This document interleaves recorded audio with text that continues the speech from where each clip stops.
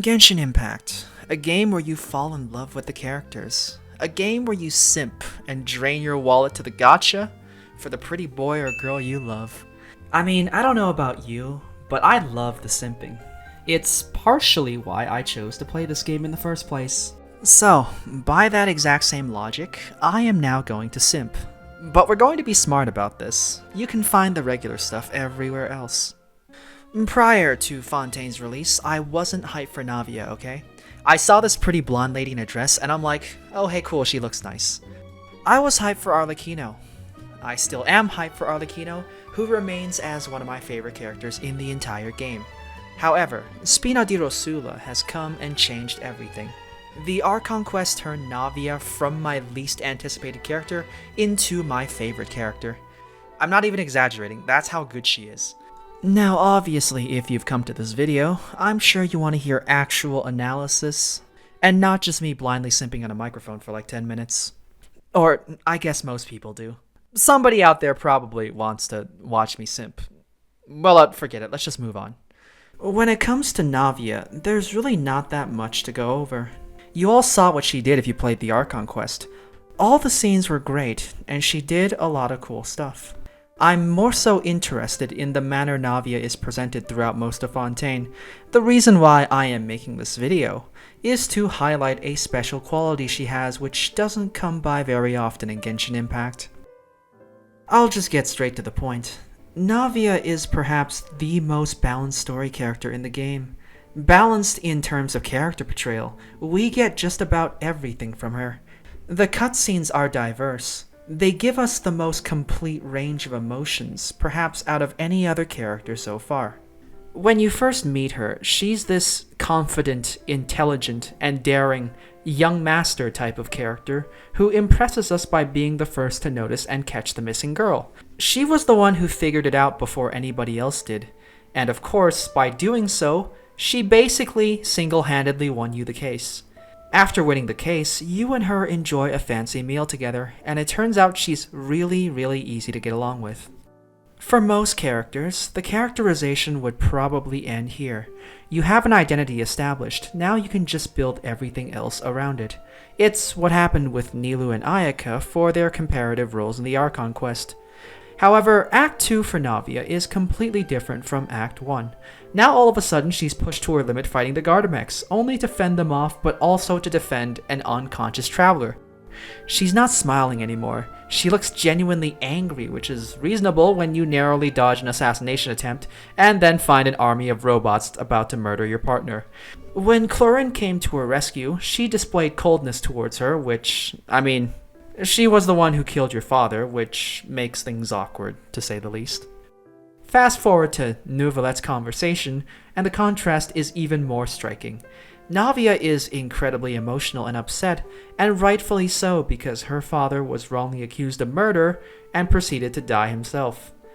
We've now established that a big part of her character arc revolves around the tension surrounding the people involved with her father's death.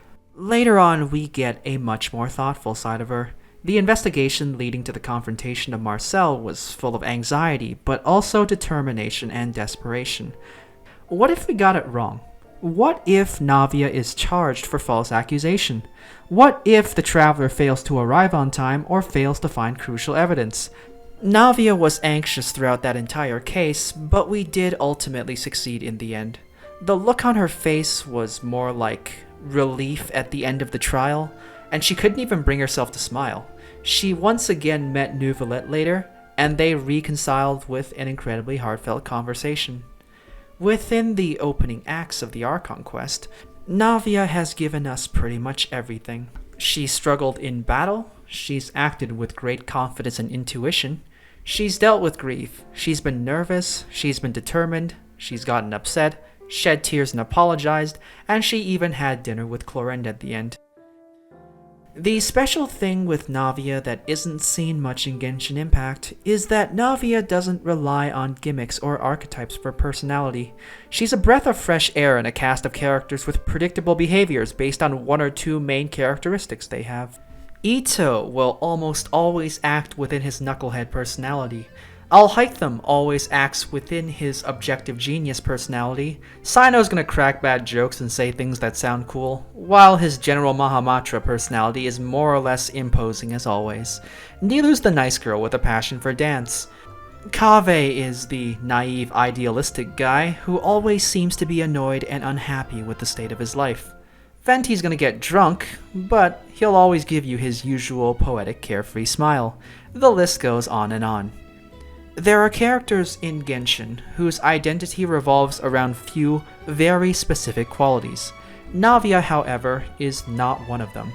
I would be hard-pressed to find a single sentence that encapsulates Navia's personality the same way I could with all the others I'd listed earlier.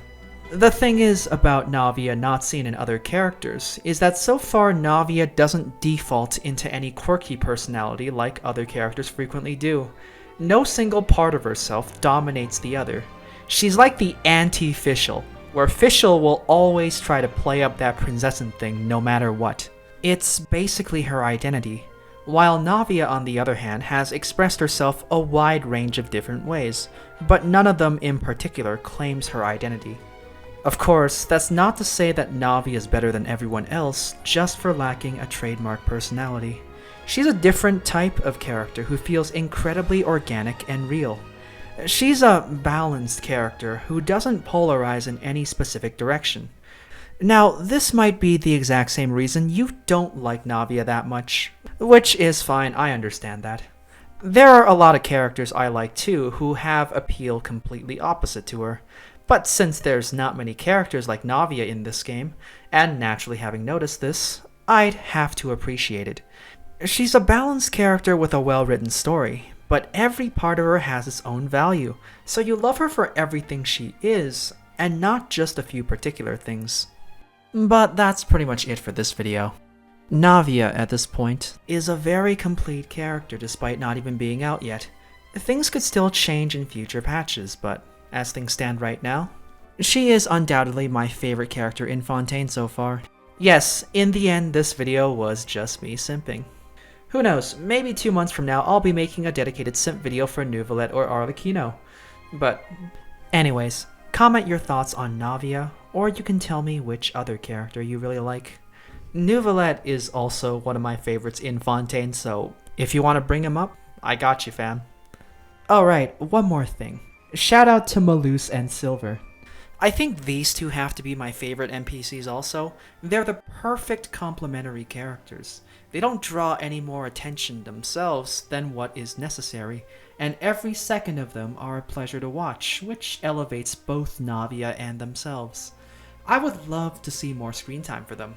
I just didn't know where to put this in the video, so I guess I'll just stick it at the very end.